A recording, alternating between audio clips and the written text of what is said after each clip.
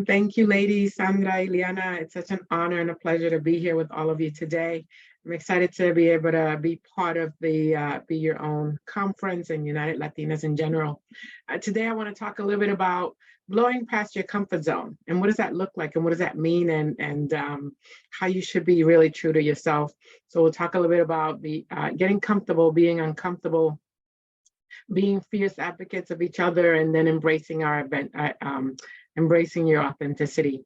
When it comes to getting comfortable, being uncomfortable, when I talk about this and mentor women around this topic, they're like, Enna, what do you mean? How does this play out, right? And so think about, what do you do today to build mentorships, to mentors, to build sponsors, to really strengthen those relationships? And who are the relationships that you're trying to develop? Are those inside of your organization? Are they outside of your organization?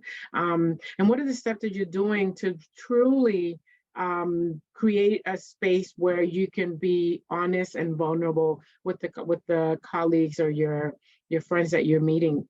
And so think about the fact that when you go out there and you're having various just company-wide events, and you're seeing other people that are there, and who do you tend to sit with, right? You tend to just stay with the people that are in your department, that you know. And getting comfortable, being uncomfortable means go outside of your comfort zone, talk to the people that you don't know, talk to the folks in other departments, get to know who they are.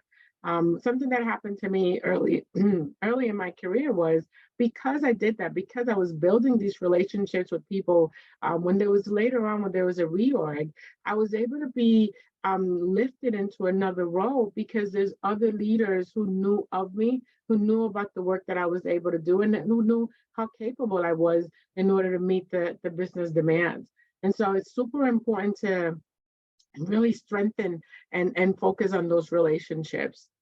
In addition, it's important to also just be fierce advocates of each other. Ladies, I know that we are, sort of behind the scenes and sometimes, out in social media, we are just being there and just supporting each other. But how are we doing that inside the business? How are we doing that in the places that matter?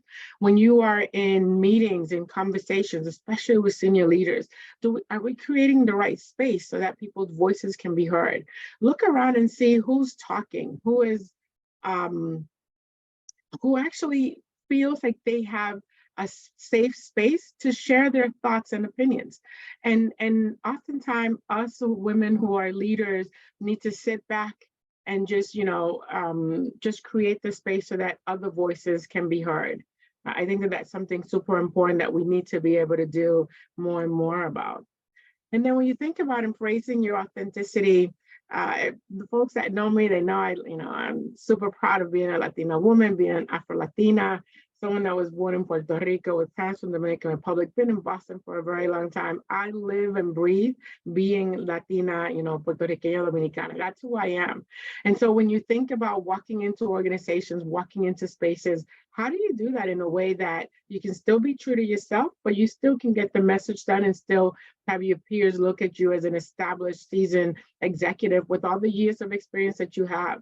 And so we need to lean into our expertise. We need to be able to think about all the various things that we're doing and be confident and let our experiences speak for themselves, right?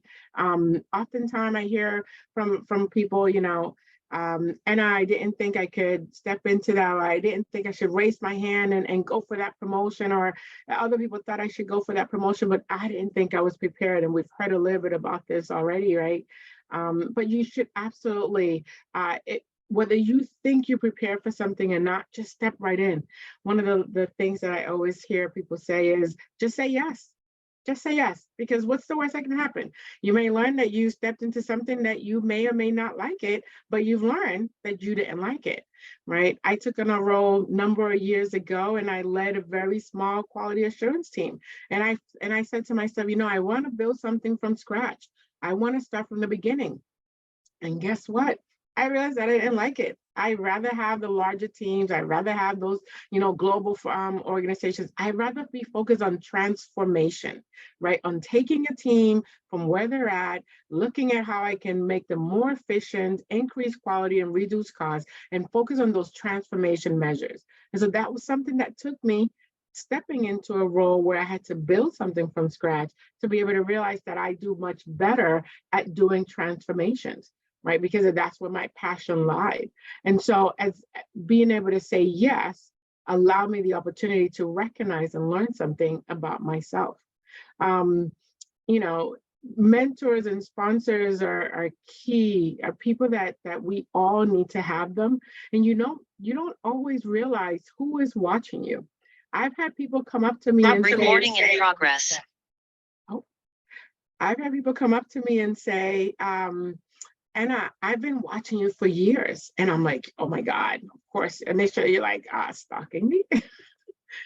But the reality is they've been watching what I've been doing both inside and outside the organizations. And they've been voices that have been elevating me to places that I had no idea. And then you roll the tape back and you're like, oh, they're connected to so-and-so. That's probably how that opportunity showed up for me years ago. And I had no idea, right?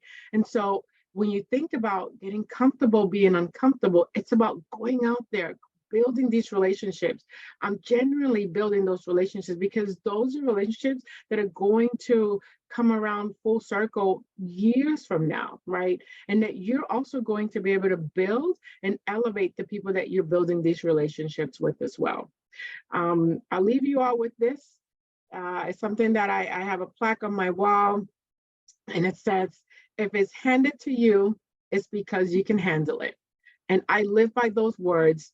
Sometimes I fear that we let fear take over us, and we let fear make us believe that we can't do something. And we're handed something, we're given something because we're meant to be there and because we can handle it. So go forward, take on all the things that are coming to you and handle them and lean in and take care of business. It's a pleasure being here with all of you. I just love it. And people have started posting it also on the chat. If it's handed to you, it's because you can handle it. We're going to do that post. Definitely. And you're absolutely right. Like sometimes people believe in us more than we believe in ourselves. And it shouldn't be the case, right? We should be believing in ourselves just as much because there's a reason. Thank you so much. And I've always told you, I'm super grateful to you for everything that you've done for me, for my career, since 5 years ago, since we've known each other. And I know the power of community and of just you're truly living in that value of raising others up, because I've been one of those people and I can't be more grateful than I am today for doing that. So thank you so much for being here. Thank you, Ileana. It's a pleasure. And Sandra, thank you both. Awesome.